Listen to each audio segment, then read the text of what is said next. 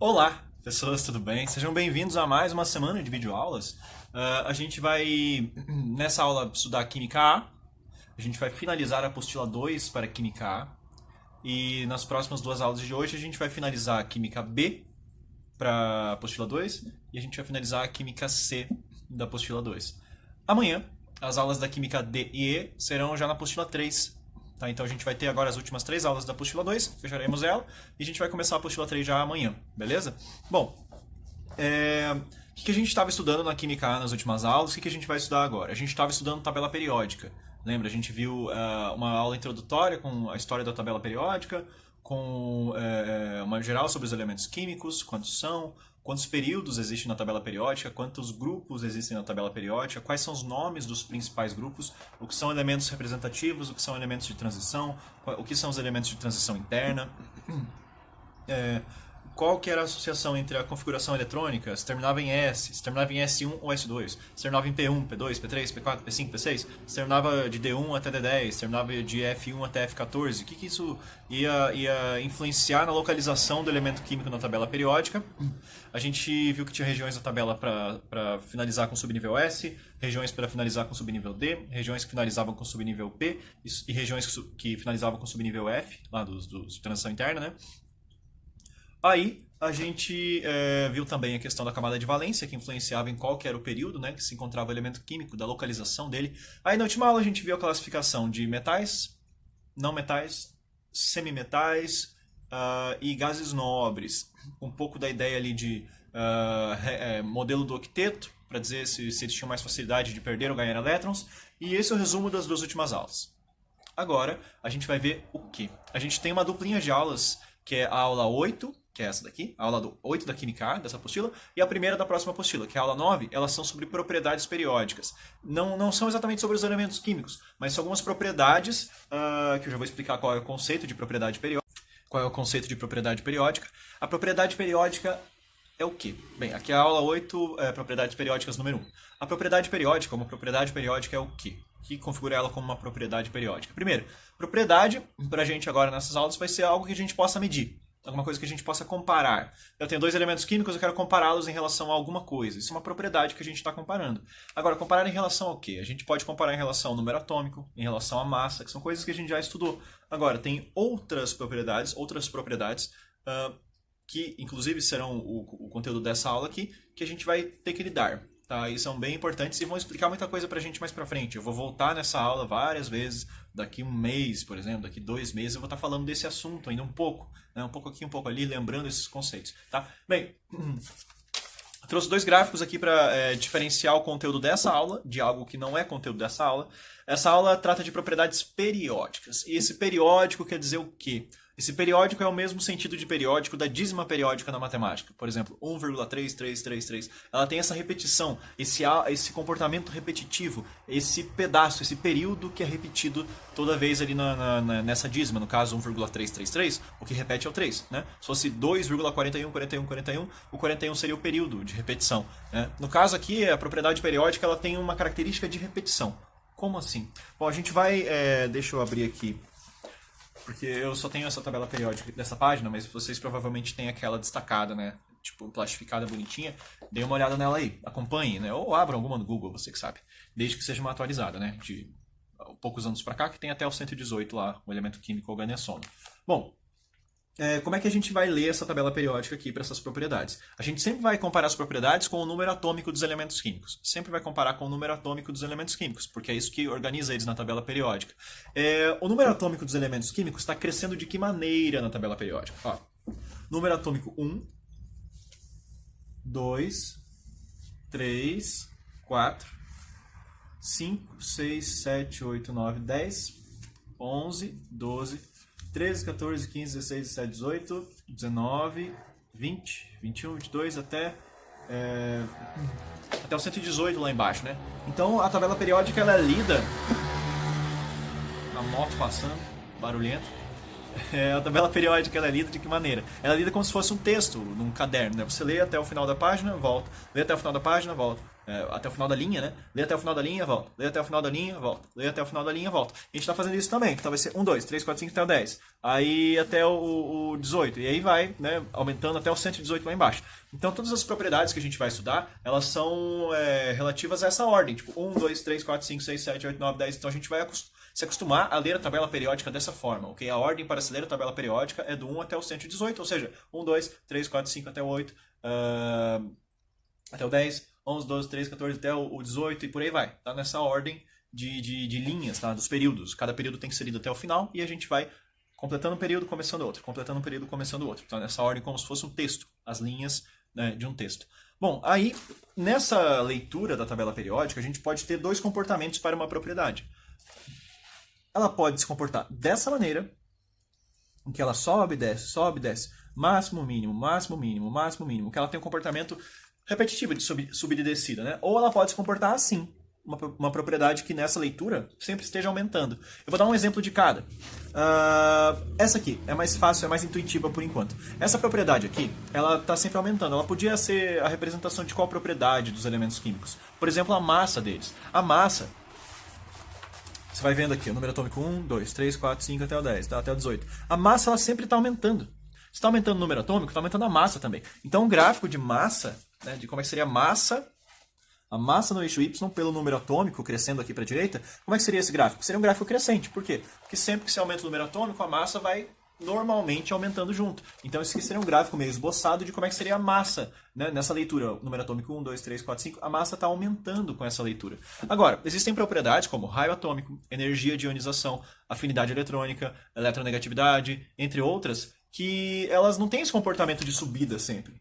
Elas aumentam, aí depois que você terminou o período, elas voltam o gráfico e depois começam a aumentar de novo. Aí quando você completou o período de novo na leitura da tabela, ela volta a diminuir, depois ela aumenta, depois ela volta a diminuir e aumenta. E aí dá um gráfico que parece isso aqui. Tá? Isso aqui é um modo geral, um esboço. Tá? A gente vai ver esses gráficos em exercícios. Mas eles têm essa cara de subida e descida, sobe, desce, sobe, desce. Tem esse comportamento de repetição. Subiu, desceu. Aí repete, subiu, desceu. Aí repete, subiu, desceu. Esse comportamento é o que a gente chama de comportamento periódico. Então, qual desses dois tipos de propriedade serão estudadas, né, ou qual desses tipos será estudado nessa e na próxima aula? Esse aqui. A gente vai estudar as propriedades periódicas. Essa aqui não tem um período de repetição, ela está sempre contínua para cima. Então, ela é o que a gente chama de propriedade aperiódica, tá? Não tem uma periodicidade, não tem uma repetição. Essa tem uma repetição, então é esse tipo de propriedade que a gente vai estudar, ok? Qual será a primeira? A primeira será raio atômico. O raio atômico é a mais importante de todas, porque se você entender o raio atômico e identificar os elementos de maior raio na tabela, os de menor raio na tabela, como é que funciona essa organização de raio atômico na tabela periódica, todo o resto você vai entender, porque todas as outras propriedades podem ser entendidas como uma comparação do raio atômico. Então, bem, o que é raio atômico? O raio atômico ele funciona como um raio de uma esfera. Se você imaginar que o átomo é uma esfera, como essa aqui, essa esfera, se você imaginar ela, tem um centro, certo? Lá no centro até a superfície dela, se você pegar essa distância aqui, ó, do centro até a superfície da esfera, você tem o que a gente chama de raio da esfera. Assim como tem o raio da circunferência, tem o raio da esfera também. Então, imaginando o átomo com um formato esférico, né, como veio lá dos modelos atômicos, tem formato esférico o átomo. Deixa eu guardar aqui a bolinha. Você vai ter um raio para essa esfera, né? Porque sendo o átomo sendo uma esfera, ele vai ter um raio. Esse raio ele diz muito respeito ao tamanho, né, dessa esfera.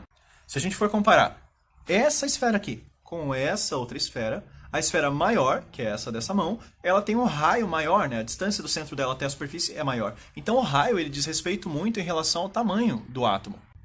Se o raio atômico é muito grande, quer dizer que o volume, né, dessa esfera é grande. Se o raio é muito pequeno, quer dizer que o volume dessa esfera é pequeno. Então, quando a gente fala raio atômico, a gente está estudando, na verdade, o tamanho dos átomos, certo? Então, como é que funciona esse tamanho? Né? A gente não está, de fato, diretamente estudando o tamanho, e sim o raio, mas o raio diz muito respeito ao tamanho. Então, dá para fazer uma associação do raio atômico com o volume, né, com o tamanho dessa esfera que é o átomo. Tá, o raio aqui é a distância do centro até a superfície, beleza?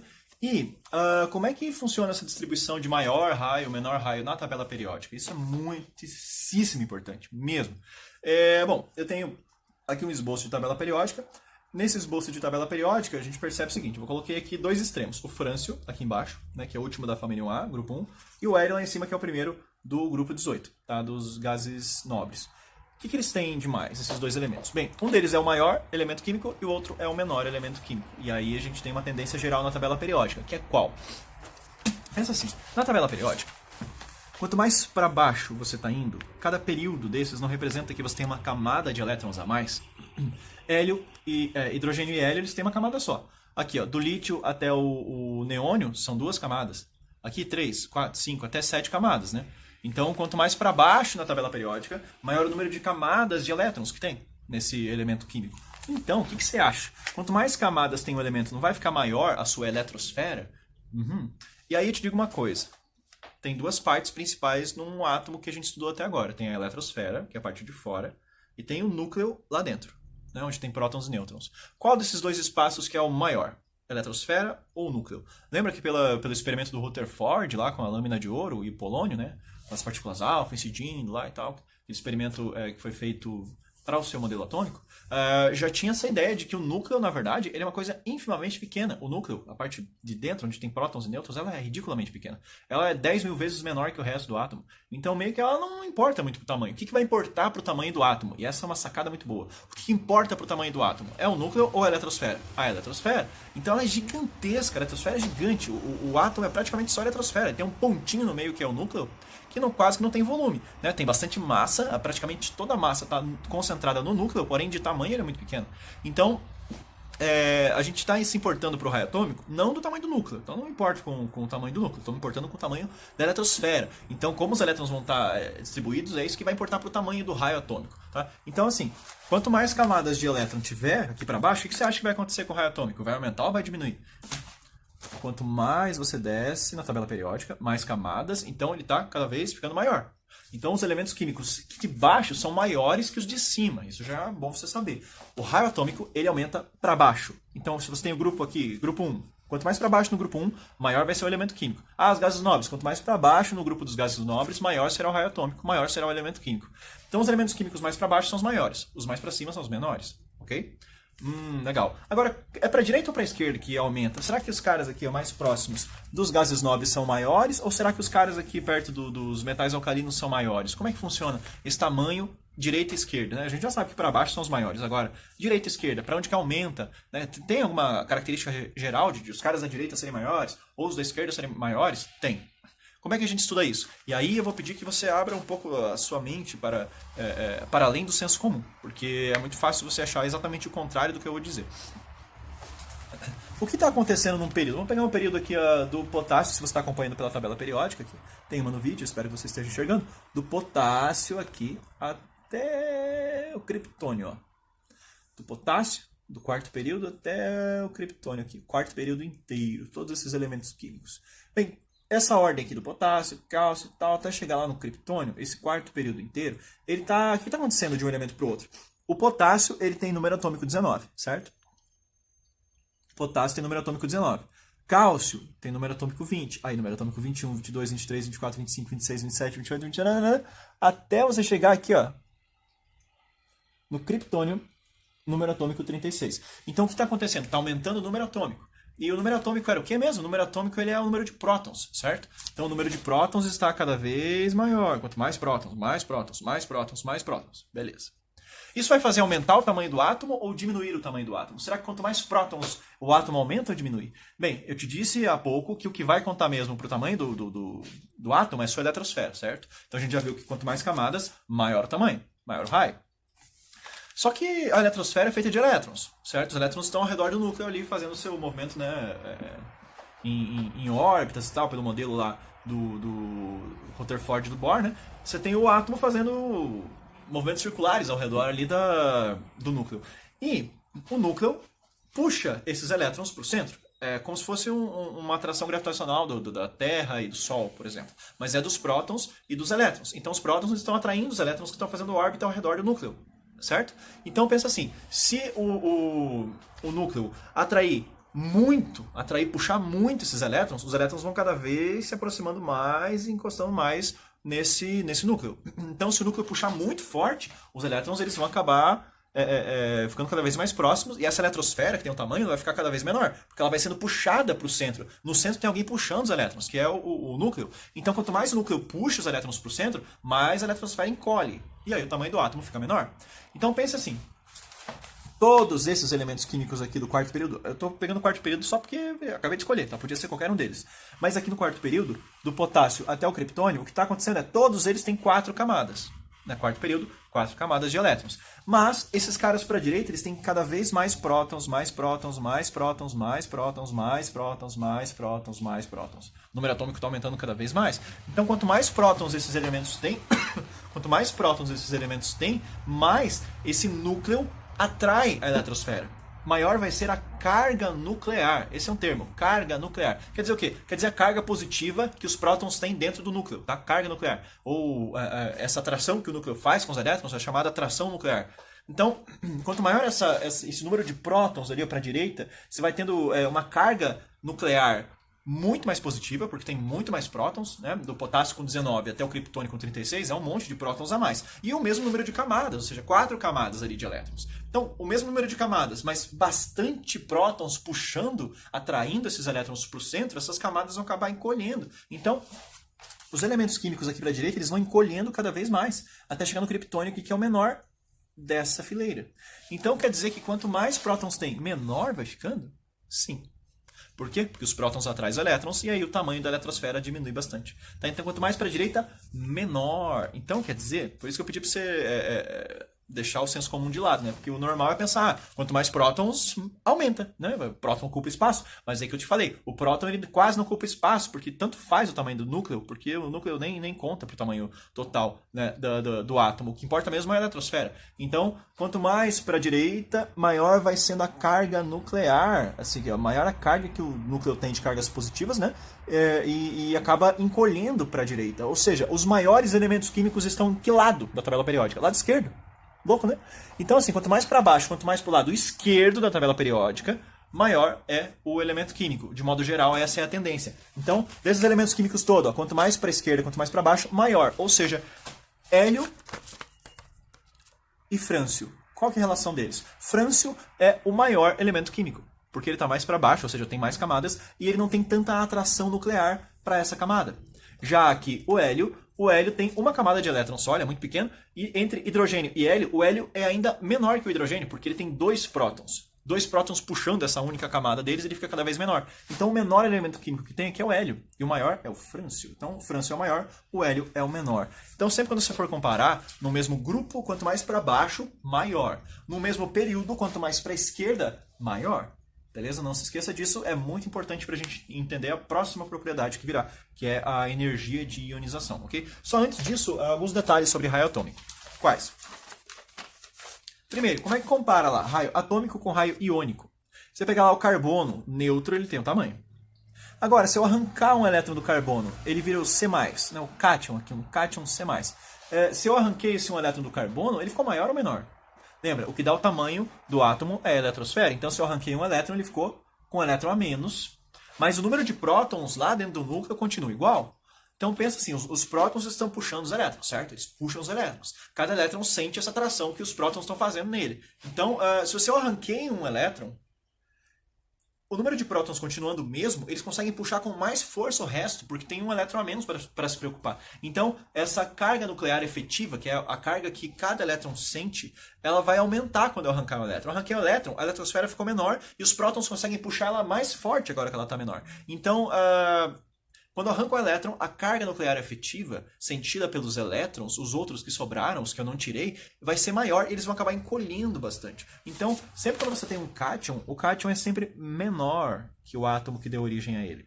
Agora, se eu tenho um átomo e aí eu coloco um elétron a mais, eu gero um ânion, né? um íon negativo. Por exemplo, Cl-, F-, tem vários, né? Vários exemplos. Se eu tenho um ânion, esse ânion vai ser maior ou menor que o átomo que deu origem a ele? Se pensar aqui, o carbono normal, né, átomo de carbono, e o carbono C-, né, o ânion de carbono C-. Qual é maior? O ânion carbono C-. Por quê? Porque eu coloquei um elétron a mais. O número de prótons não mudou. Lá no núcleo o número de prótons é o mesmo, né, porque é carbono. O número de prótons igual a 6. Se fosse mudar, ia ser outro elemento químico. Continua sendo carbono, 6 prótons. Porém, em vez de 6 elétrons que ele tinha, agora ele tem 7. Então essa eletrosfera, primeiro que ela dá uma inchada, porque tem um elétron a mais, e depois que esses prótons não dão conta tanto de atrair esse novo elétron que tem, porque eles já estavam tendo que atrair esses 6 elétrons que estavam ali, um a mais é trabalho a mais. Então, esse elétron que chega, ele não é tão fortemente atraído pelo núcleo assim. Então, ele não vai encolher tanto, então ele vai ficar num tamanho legal. Ou seja, os ânions são sempre maiores que o átomo que deu origem a eles. Os cátions são sempre menores que o átomo que deu origem a eles. Esse é um detalhe interessante. E outro detalhe é como é determinado cientificamente esse raio atômico. Você coloca lado a lado, né, ligado aqui, dois átomos do mesmo elemento químico, e aí você calcula, e isso dá para calcular, é tranquilo calcular na verdade, a distância entre os dois núcleos atômicos. Por quê? Porque você vai fazer um mapeamento de carga, você vê que tem um pontinho positivo aqui e um pontinho positivo ali. Você vai ver numa impressão lá, você consegue ver isso com facilidade. Então esses dois pontinhos você mede a distância entre eles e depois divide por 2. Né? Se você pegar essa distância entre os núcleos e dividir por 2 na metade, dá exatamente o raio atômico. Então o raio atômico é calculado como? É calculado como a metade da distância entre dois núcleos consecutivos do mesmo elemento químico. Tá? Isso é raio atômico. Juro para você que a próxima propriedade será bem mais fácil. Por quê? Porque raio atômico é o que dá mais trabalho. Então se você entende raio atômico, por isso que eu ocupei 22 minutos para chegar nesse momento, né, de que o raio atômico a gente acabou de ver. Então, esse resumo de raio atômico. Raio atômico é a distância entre o centro e o elétron mais externo de um átomo. Ele é calculado pela divisão da metade da distância entre dois núcleos consecutivos. Na tabela periódica, quanto mais para baixo, quanto mais para a esquerda. Não sei se vocês estão vendo no vídeo para a esquerda para cá, acho que sim. Quanto mais para a esquerda e quanto mais para baixo, maior é o elemento químico, ou seja, o maior elemento químico aqui é o frâncio e o menor é o hélio aqui em cima. Né? Quanto mais para cá, maior. Maior elemento químico. Beleza? Por quê? Por conta da atração nuclear e que isso faz, quanto maior o número de prótons, né, para o mesmo período, vai encolhendo o elemento químico aqui para a direita, né? Para o mesmo período, quanto mais prótons, a eletrosfera vai sentindo uma carga nuclear mais forte, encolhendo o seu tamanho, e o átomo fica pequenininho, né, para a direita e ele fica grandão para a esquerda. Tá? Agora que a gente já sabe como é que funciona raio atômico, a gente vai ver a outra propriedade dessa aula, que é energia de ionização. Energia de ionização, ou potencial de ionização. São dois nomes possíveis. Tá? Vou pegar aqui aquela bolinha de novo. Imagine que isso aqui é um átomo, tá? Um átomo esférico. E aí eu quero pegar esse átomo que está isolado, sozinho, no estado gasoso. Ele está no estado gasoso e sozinho. Tem que ser desse jeito, gasoso e sozinho, para a gente poder definir a energia de ionização. Tá? Então eu peguei um átomo sozinho, gasoso, e eu vou fornecer energia para ele. Como? Através de eletricidade, através de calor. Vou fornecer energia para ele. Até que momento? Até que a energia que eu fornecer para ele é tão grande, mas tão grande, que ó, pula um elétron daqui, ó, arranca um elétron. Então, para eu conseguir arrancar um elétron daqui desse átomo, eu tenho que fornecer energia para ele. Tem que fazer um trabalho, né, para conseguir arrancar esse elétron dele. Esse trabalho, essa energia que eu preciso para arrancar um elétron, o elétron mais externo, para arrancar um elétron desse átomo que está sozinho no estado gasoso, é o que a gente chama de energia ou potencial de ionização. Então a definição é essa. É a energia necessária para arrancar um elétron de um átomo que esteja isolado no estado gasoso. Ou seja, tem um átomo sozinho aqui, um gás, né? Aí eu quero arrancar o elétron dele. Para isso tem que fazer um trabalho. Esse trabalho, o número, né, o valor dessa energia é o que a gente chama de energia de ionização, ou potencial de ionização. Ou seja, em resumo, dá para pensar que esse potencial ou energia de ionização é meio que a dificuldade que eu tenho de arrancar um elétron. Né? Quanto maior a dificuldade que eu tenho de arrancar um elétron, maior é o potencial ou energia de ionização. Certo? É essa a lógica. Então, quanto mais difícil arrancar um elétron, maior a energia de ionização. Beleza? A energia de ionização pode ser escrita com uma equação que é assim. Você tem um átomo X qualquer, que está no estado gasoso e sozinho. Você dá energia para ele. Ele perde um elétron, ou seja, vira um cátion, e o elétron sai embora sozinho. Então é meio que essa equação que representa esse processo. Um átomo mais energia, um átomo sem o elétron dele e o elétron indo embora. Tá? Tem uma questão que é a seguinte, eu vou mostrar para vocês com bolinha também. Espetei umas bolinhas aqui para te mostrar. Imagine que você tem esse esquema aqui. Esse esquema agora mudou, tá? Vou te falar o seguinte. Esse aqui é o núcleo atômico, tá? Onde tem prótons e nêutrons, que aqui tá uma mentira, porque ele não é tão grande assim, ele é bem pequeno. Mas são as bolinhas que eu tenho aqui em casa, né? Esse aqui é o núcleo, tá? E ele tá atraindo esse elétron que eu quero arrancar. Se eu conseguir arrancar ele, pronto, eu já tenho lá, eu gastei minha energia de ionização para arrancá-lo, certo? E aí eu tenho uma outra situação, um outro átomo. Ó. Nesse outro átomo eu tenho essa outra distância, porque esse átomo é maior, né? Esse aqui é um átomo pequeno, tá vendo?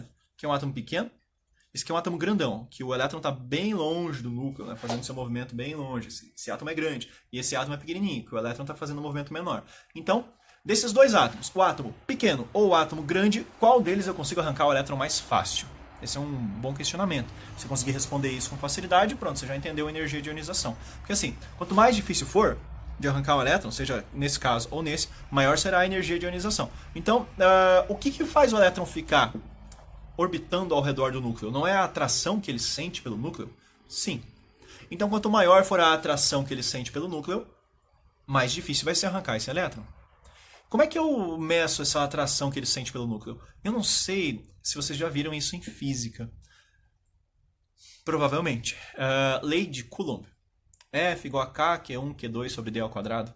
Essa equação, essa lei de Coulomb para atração, né, de duas cargas elétricas, ela que vai gerir aqui essa atração. Então, assim, nessa equação da física, que talvez você já tenha estudado ou não, ela te diz o seguinte: quanto mais próximas estiverem as duas cargas que você está estudando, tipo aqui no caso uma carga positiva e uma carga negativa, quanto mais próximas elas estiverem, mais forte vai ser a atração delas.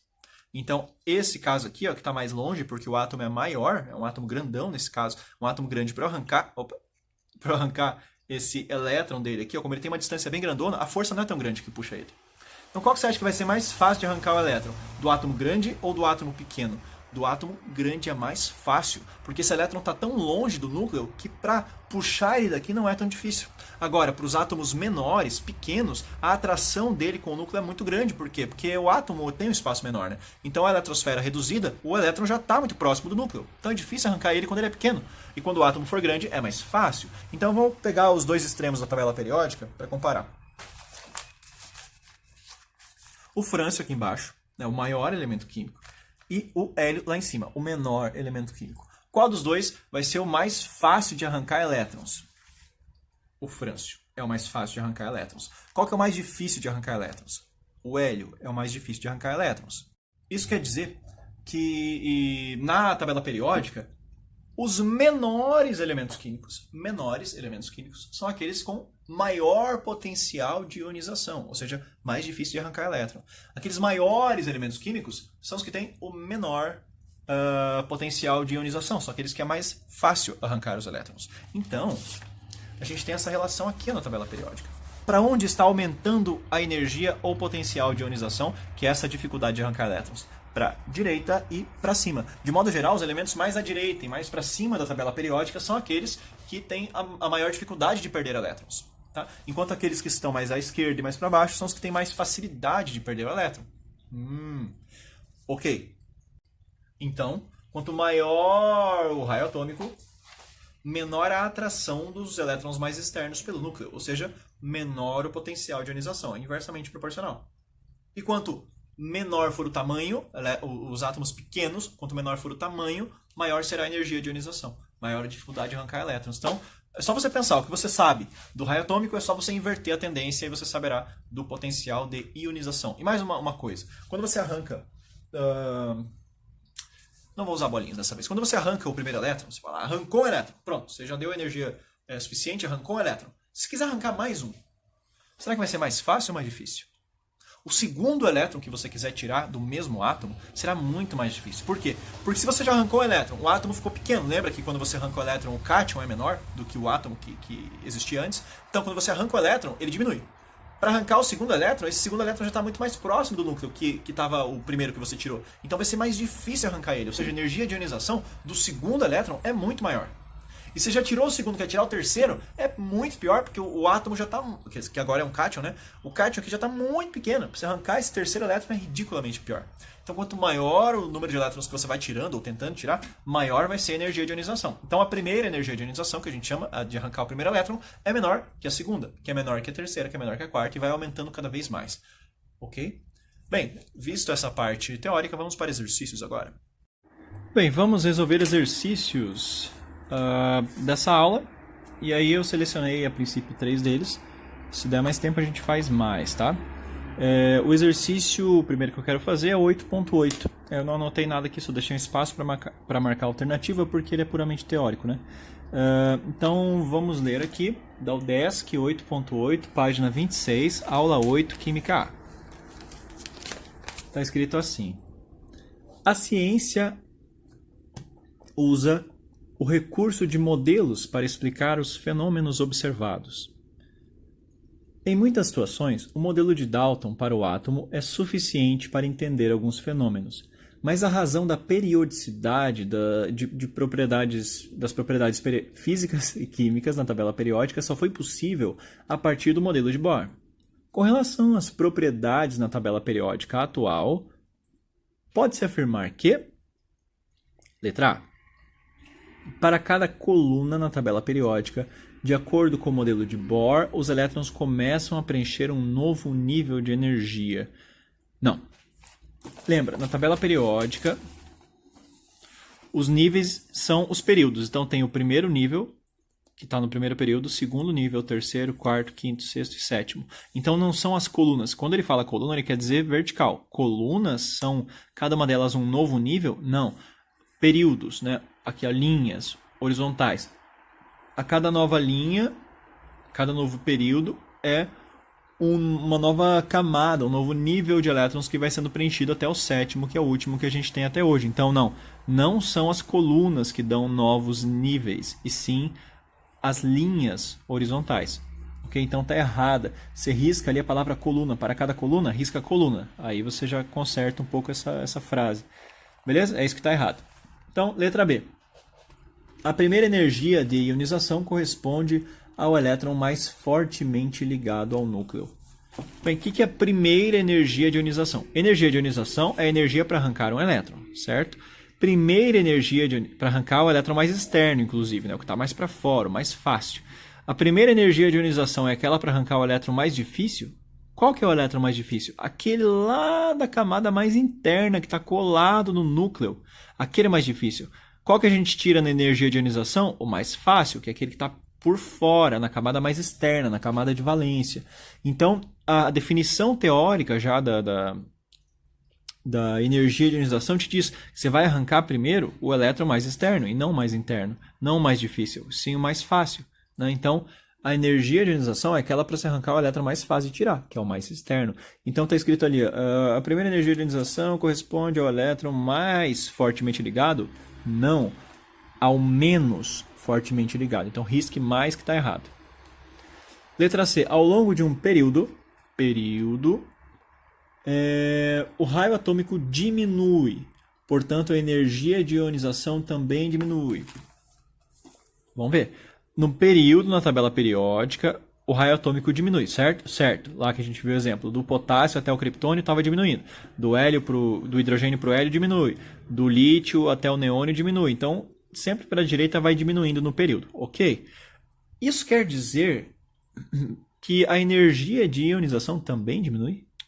Lembra que ao contrário? Se você está com átomos cada vez menores, está cada vez pior de arrancar os elétrons. Ou seja, a energia de ionização está aumentando quando você vai para a direita, enquanto o raio atômico está diminuindo. Então são tendências inversas. Aí ele disse que os dois diminuem juntos? Mentira, errado. Então risca ali, também diminui, tá? Letra D. De acordo com o modelo de Bohr, a primeira energia de ionização do sódio é maior que a primeira energia de ionização do cloro. Sódio e cloro, onde eles se encontram na tabela periódica. Bem, vou fazer um micro esboço da tabela periódica aqui. Ó. Se você já decorou os elementos representativos, que eu espero que você esteja tentando, hidrogênio, lindos navios, está aqui. Ó. Sódio está aqui. Bem pequenininho mesmo, tá? Porque é o espaço que eu destinei a isso. Então, sódio está aqui, ó. Ficou claro, na família 7A, né? Ficou claro. O Brasil investigou a tosse, né? Então, o sódio está aqui à esquerda e o cloro está aqui à direita. O que está escrito ali na letra D mesmo? Que o sódio tem uma energia de ionização maior?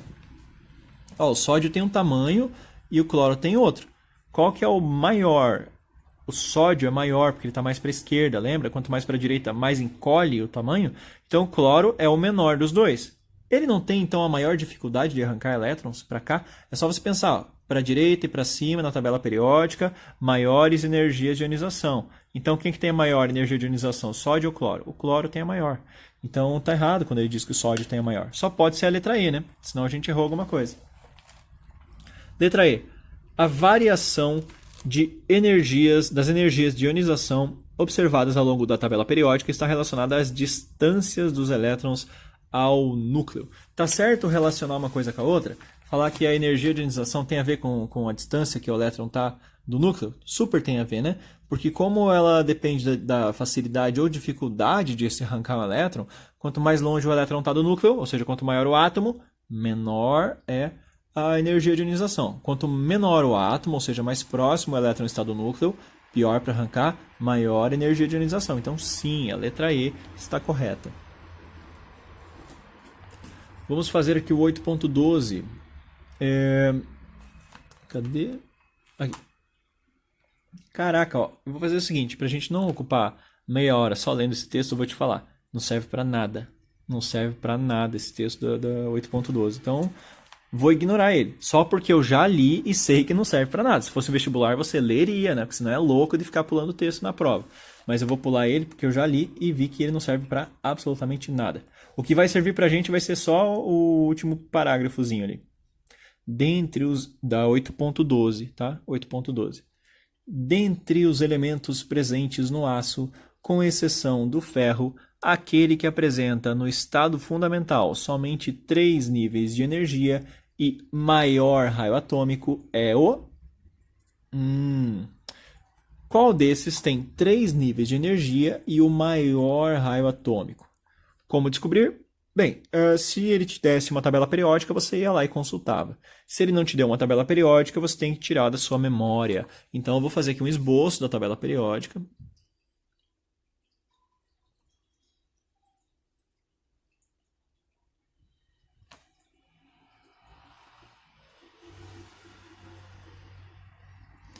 Principalmente dessa região aqui, que é onde esses elementos se encontram, carbono, silício, fósforo e enxofre, eles são não metais, né?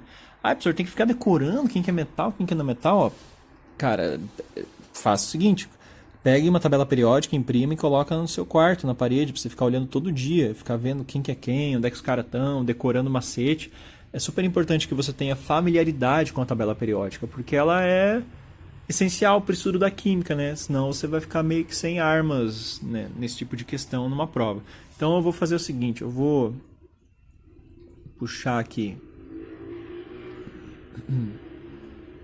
os grupos, vou separar aqui por elementos.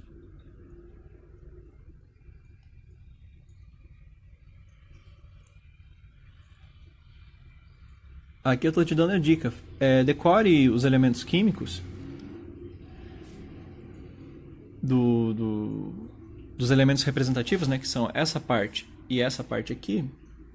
Esses do meio, tá, que são um monte, esse aqui não precisa decorar não, mas essa e essa parte eu aconselho que você saiba. Lembra dos macetes? Olha lá. Bons alunos ganharam, infelizmente, telinhas. Corria Simone Gerimunda somente para beijar Flávio. Não posso assistir sobre bicho macaco. Os 7 porquinhos levianos. Ficou claro, Brasil investigou a tua tosse. Então, desses elementos químicos aqui, aqueles macetes já servem para você saber de cabo a rabo esses grupos, né? Então vamos ver, aonde se encontram esses elementos químicos aqui do exercício? Carbono, enxofre. Opa, aqui eu escrevi errado, tá aqui é silício. Silício está aqui. Fósforo. São esses 4, né, do exercício. Desses aqui, quais têm 3 níveis de energia? Ó, um nível de energia é essa primeira linha. 2 níveis de energia essa segunda linha. 3 níveis, essa terceira. Então o carbono tem 2 níveis só. Não é o carbono. É um desses outros 3. Qual desses 3 é o maior e qual desses 3 é o menor? Ele pede aquele de maior raio, certo? Lembra que quanto mais para a direita você está indo no mesmo período, menor vai ficando o elemento? Então o enxofre desses 3 é o menor. O silício desses 3 é o maior. Então qual a resposta? Silício. Desses 3 aqui, que são os caras com 3 níveis de energia, o silício é o maior, né? Porque ele tem menos prótons aqui, fazendo com que encolha a eletrosfera. Então, o enxofre tem uma eletrosfera mais encolhida do que o silício, então o silício é o maior dos 3, beleza? Silício é a resposta. Eu disse que ia fazer 3, mas fiz 2, tá? Então, o outro eu recomendo que você faça, que é o 8.13. Qualquer dúvida, assim como em qualquer outro exercício, manda aí que eu te ajudo, beleza? Estou disposto aí para tirar suas dúvidas. Por enquanto é isso, valeu galera, até mais.